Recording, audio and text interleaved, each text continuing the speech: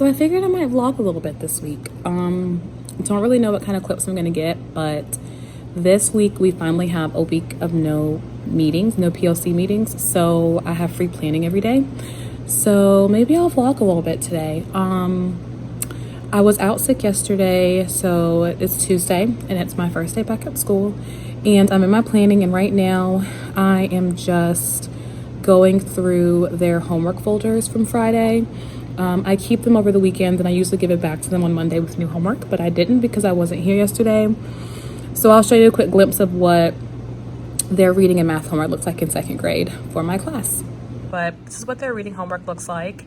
It is just a monthly calendar. All they have to do is read 20 minutes a night, write the name of the book, and then a parent initial, and then I give them a sticker every day that it's done.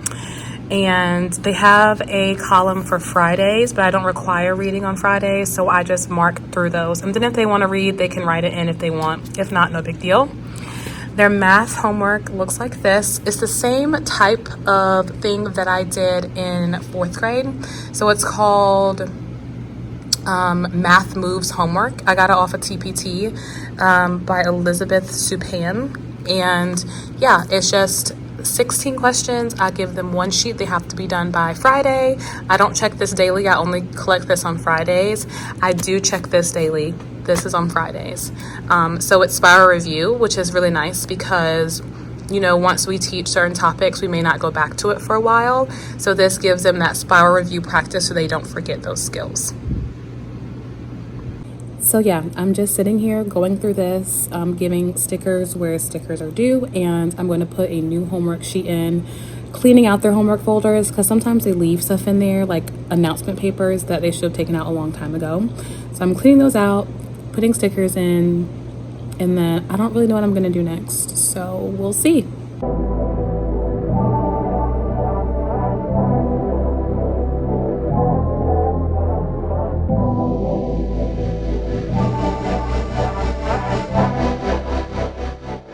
So I just wrote the I can statement on the board for today. It is, I can choose a strategy to help me add 2-digit numbers. I need to write the standard underneath it for the kids to see, but we recite this as a class every day. And then I can also talk about the morning work. Let me pull it up on my computer super quick. So for morning work, I started doing something a little bit different. I do morning work stations, and this is just because I don't check the paper morning work that they do, so it kind of just becomes a waste of paper, as well as they really want to talk in the morning and socialize because they haven't seen their friends since, you know, either the day before, or if it's a Monday, they haven't seen them all weekend. So I put them into these groups. One group is using Connects cubes, so they just like build things with them. And then another one is writing prompts, and I can show you that in a second. I also have the Tangram puzzles, so it's like the different pieces that are into shapes, and they can make different animals with them. So I print off some like sea animal ones, and I'll show you those as well. And then one is a computer station. So our station this week just so happens to be Education Galaxy. So their writing prompts look like this.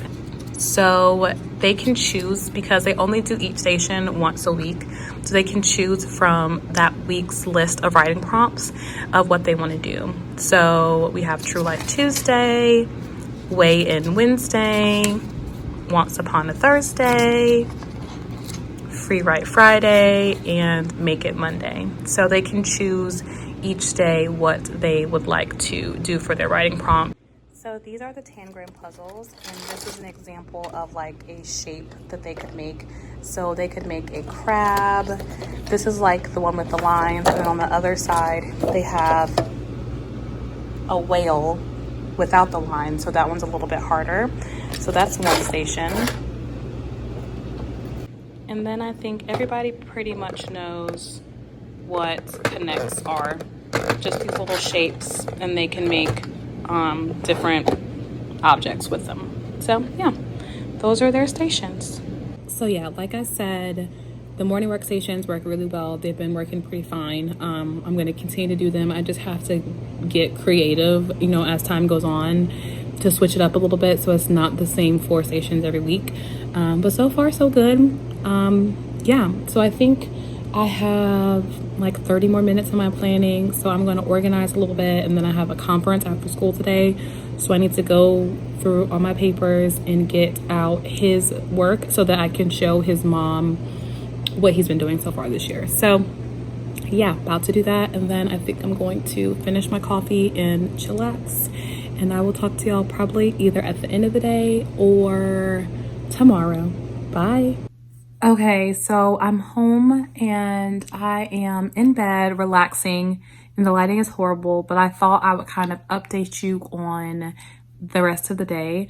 So I'm not sure if I said anything about it, but I had a parent conference today after school, and I just wanted to talk about something. So I have a student who is like, pretty below grade level. Okay. It's a drastic, like it's very noticeable that he's below grade level. And, we're just trying to obviously figure out what's best for him.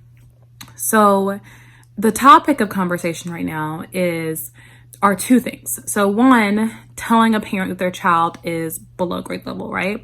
It's never easy to do it, and you're always fearful of what the parent will say and how they'll react to it. Some parents are super receptive and they can take the information and help their child, or, support the teachers in figuring out what their child needs. And some parents are the complete opposite, right? They're in denial. They want to say that, the teachers aren't doing their job, or that they don't see the issues that the teacher is bringing to the table. And it's always scary to tell parents that their child is below grade level, because you don't know which one you're going to get, like what type of parent you're going to get. So I have a few tips for that, actually. So the first tip is to always have a list of positives and negatives. The old school sandwich method, right? Start with the positive, throw in the negatives, end with the positive. Okay. You want to make sure that the parents aren't feeling like you are just telling them like your child sucks, basically. You want them to see the things that their child is being successful at, and then, throw in the things they need help with, right? Because as a teacher, and I'm not a parent, but as a teacher, I could understand why parents would feel attacked, because it's almost like you're telling them they didn't do their job, even though most of the time that's not the case, right? Parents feel like they're responsible if their child is behind. And yes, sometimes they are, but sometimes children have learning disabilities or other issues that we have to get to the bottom of before we can see how to help them succeed academically. So yeah, I would say definitely start with the sandwich method. So make sure that you are throwing positives in there. Another thing I would say is to have work samples, like tons of work samples. As soon as you notice something in a child, save everything that they do, like save it all. Save it and keep it so that when you do have these conferences with the parent, you can show them what you're talking about and not just tell them, as well as when you start whatever process your district or your school goes through to get them the help they need, you have documentation that you have been working with them to help them and nothing's working. So sandwich method, so positives, and documentation. The last thing is just keep the lines of communication open, right? Like you don't want the parent to feel like they're being talked down upon. You don't want them to feel like you only are talking to them because their child is behind. You want to have that positive relationship with them before you even let them know what's going on with their child, because they want to trust you and they want to feel like you have their child's best interest at heart and not like you're just coming to them with issues. So all of that to say, the meeting went fairly well. The parent was very supportive. That's not really why I'm here. I don't really want to talk about the meeting in particular, but yeah, as a teacher, please make sure that the parent is comfortable, the parent is understanding, and the parent is given a sense of hope and not hopelessness, right? Because hopelessness is where the issues arise. Another thing I can say about it is do your job. So I'm going to say this and I'm going to let it be that. If you're teaching a student and they are severely behind, you have to get them the help that they need.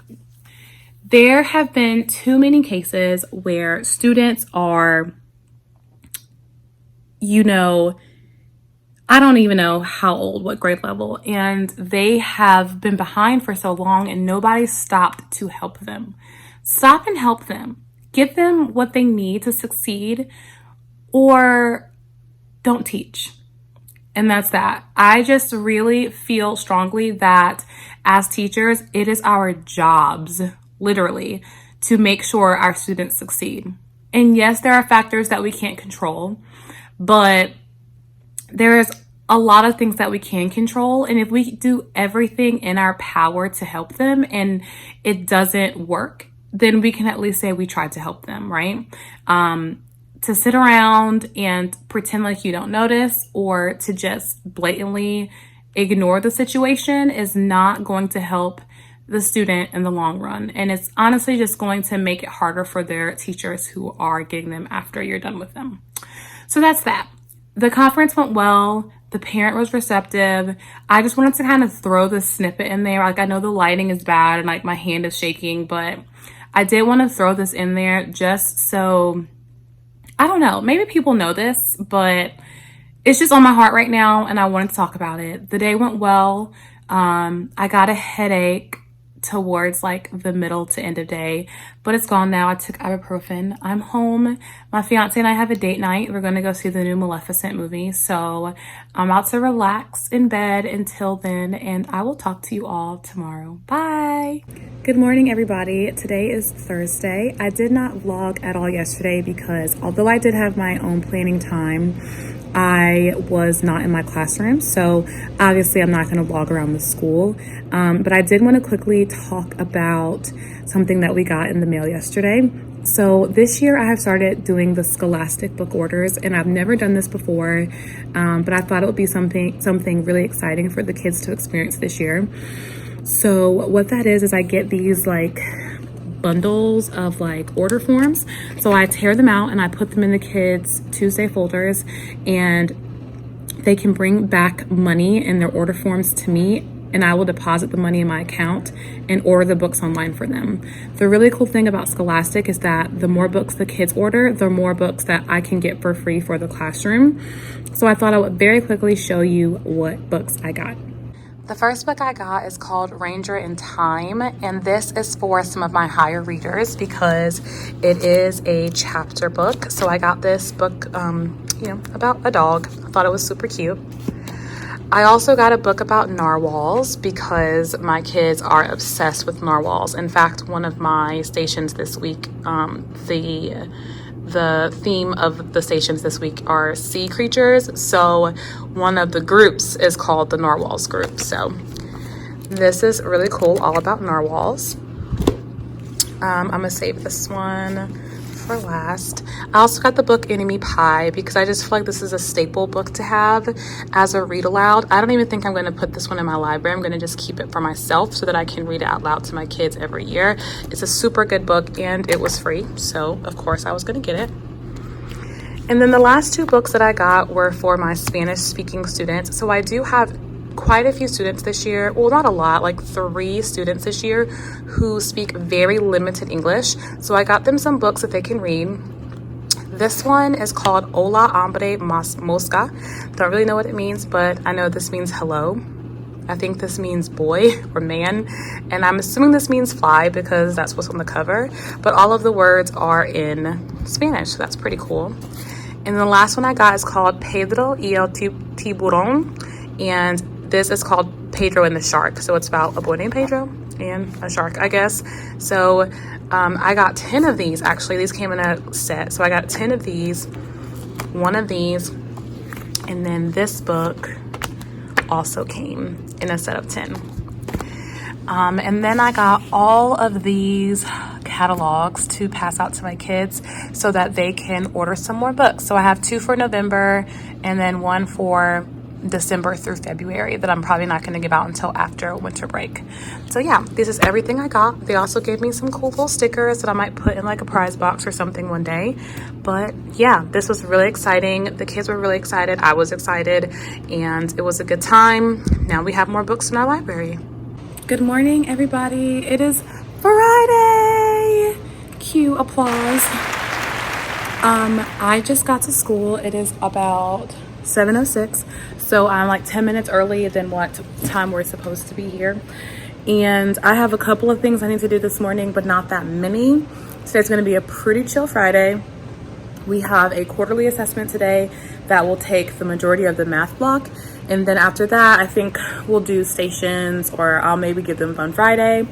I also have to teach like a morning meeting lesson to go along with this science and social studies like curriculum study thing that we're doing.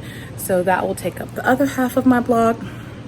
And then I got a special surprise for my students. Dunkin' Donuts. So I went this morning and I got a whole bunch of assorted donuts. So I got glazed, and I think that's vanilla with sprinkles. And then I also got orange glazed, which is just like vanilla cream on top, and then chocolate with sprinkles. So my kids will try to earn this by the end of the day. Maybe we'll do a little Fun Friday and watch, we've been watching Smallfoot on Hulu. Maybe watch some more Smallfoot. And I think that's a good idea, actually. I was gonna let my kids earn it, but I'm probably gonna give it to everybody because that's just who I am today.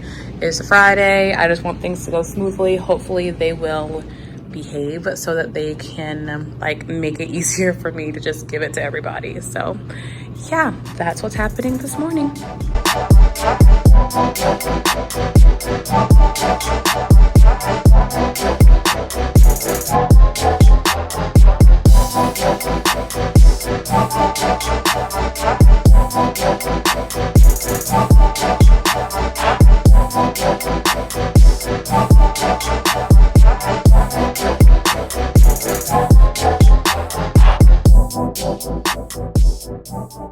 Okay, so I have stapled their assessments together and wrote the date on the board. Now I need to pull up the morning work, pull up Pandora, and I also need to go over that morning meeting thing that I'm doing today. I use Pandora every day in my classroom, just as background noise. The kids like it, I like it. So the station that I listen to Monday through Thursday is called the Vitamin String Quartet playlist. And all it is just instrumental, orchestral songs, like pop songs. The kids will enjoy it. I really enjoy it. And then on Fridays, I do Kids Bop because, you know, it's Friday, fun day, whatever. So the kids really look forward to Kids Bop Fridays. So I'm going to pull that up, and then I'm going to review what I'm doing today. And then by then, it'll be time for the kids to come.